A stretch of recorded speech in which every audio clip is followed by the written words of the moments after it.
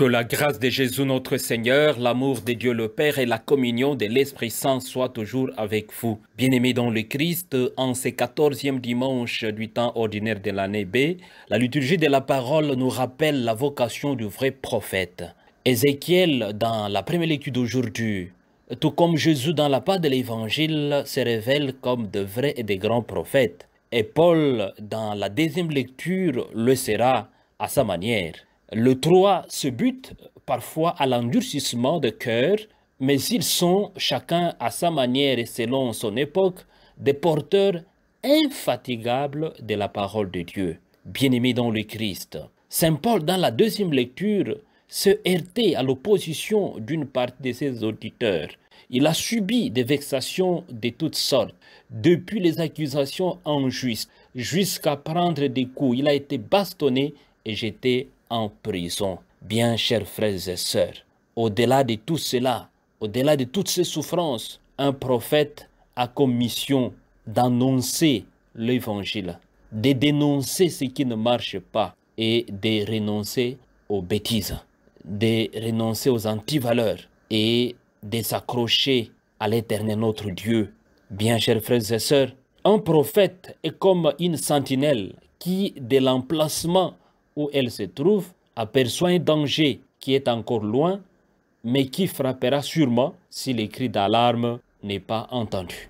Bien, chers frères et sœurs, le prophète est donc à sa manière un artisan du sang de l'histoire, et notre monde a besoin de prophètes pour nous rappeler. Parce que notre monde, c'est un monde plein d'informations, parfois des informations confuses. Le prophète n'a pour outil que sa parole, parfois fragile, livrée au bon vouloir de ceux qui l'entendent, mêlée au tohu-bohu des paroles multiples qui résonnent partout. Bien, chers frères et sœurs, mais cette parole du prophète est forte comme parole, aussi de la lumière qu'elle peut faire jaillir pour qui, pressentant sa vérité, accepte d'étendre l'oreille. Car cette vérité ne s'impose pas. Le prophète ne s'impose pas avec la vérité qu'il annonce. Cette vérité commence plutôt par se questionner.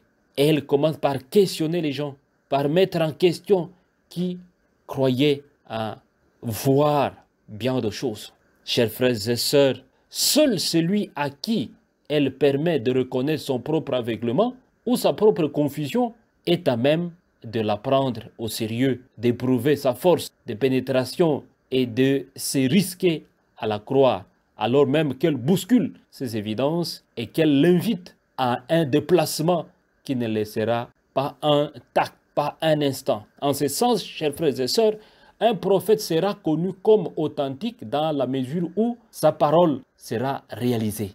Non au sens où ses prédictions se seront accomplies, mais parce que sa parole aura produit chez l'auditeur cette venue à la vérité, ce retournement de l'être vers le Dieu de vie.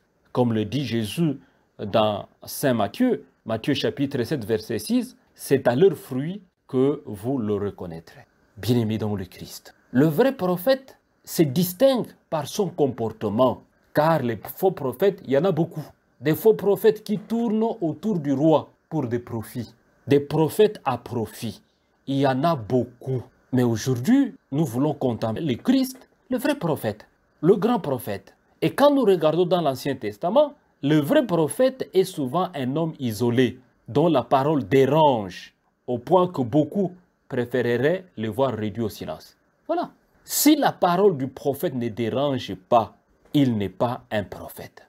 La voix du prophète cherche à se faire entendre au cœur de la cacophonie de voix discordantes qui ne manquent jamais de s'élever, en particulier dans les temps de crise. Vigoureuse, cette parole est au service d'une vérité difficile à faire entendre, parce qu'elle questionne les évidences avec une lucidité courageuse et sans concession, même si, au fond, elle vise le bonheur de tous, le épanouissement dans une justice universelle fondée sur l'alliance. La parole du prophète vise le bonheur de tous et de toutes. Mais ceux qui sont en train de manger, ils ont du mal à écouter la vigoureuse parole du prophète.